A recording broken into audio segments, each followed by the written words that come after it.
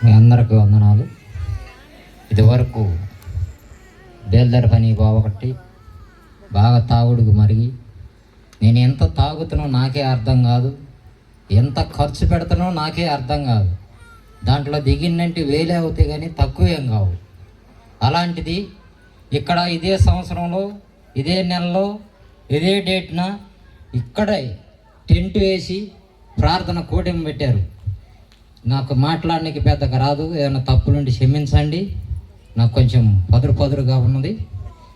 ఇక్కడ విజయభాస్కరు, మన దాయిదన్న, ఐజాక్ అన్న, వీళ్ళందరూ ఎట్నే ఇక్కడికి వచ్చి కూడికి పెట్టారు. టెంట్ వేసాము, కూడికి పెట్టాము. ఆ రోజు కూటంలో ఉత్సవంగా నాకు ఒళ్ళు పదురులేసింది.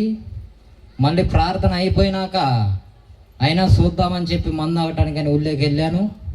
అక్కడికి వెళ్ళాక నాకు వాంతి వచ్చినట్టు అయింది. వెనక్కి తీసుకున్నాను.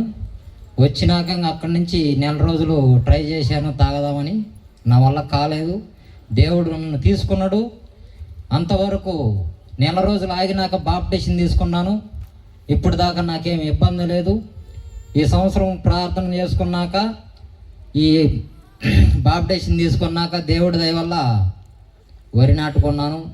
ఆయన ఇచ్చిన వరకు ఇంటికి ధాన్యం తెచ్చుకున్నాను. నన్ను ఎంతోమంది ఎన్ని రోజులు ఇది అని చెప్పని ఎంతోమంది ఎగతాళి చేశారు. నన్ను ఎగతాళి చేసిన వాళ్ళంతా కూడా ఈ సన్నిధిలో మోకరించాలని మొక్కుతున్నాను. అలాగే నాకు యాక్సిడెంట్ అయింది, 3 టిప్పులు కాళ్ళు ఇరిగింది. దేవుడు నన్ను అప్పుడు నాకు దేవుడు లేడని చెప్పి మాట్లాడాను. కానీ ఆయనే 2 నెలల కల్లా టిప్పుకు 2 నెలల కల్లా ఎక్కువ రోజులు కూడా మంచంలో ఉంచకుండా లేపి నన్ను నడిపించాడు. ఇప్పుడు కూడా నా కాళ్ళు రాడ్లు ఉన్నాయి.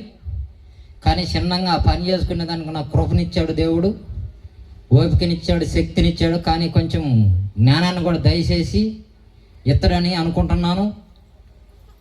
కానీ నాకు చదువు సంజలేదు కాబట్టి ఎలాంటిది మాట్లాడాలని నాకు అర్థం కావట్లేదు, ఏం చేయాలో అర్థం కావట్లేదు.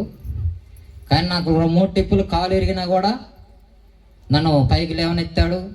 కానీ దేశాన నన్ను 3 టిప్పులు ఎన్నో ఇబ్బందులు పెట్టారు, పోలీస్ స్టేషన్కి లాగారు. కానీ దేవుడు అంతవరకు గేటు దాకా బానిచ్చాడు, కానీ లోపల బానికుండా వెనక్కే తీశాడు.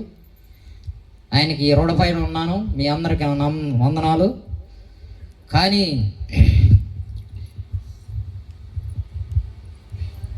ఇంతవరకు బాగానే ఉంది.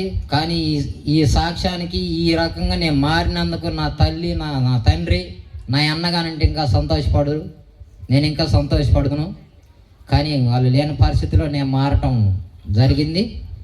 మీ అందరికీ వందనాలు. హల్లెలూయా. మంచిది.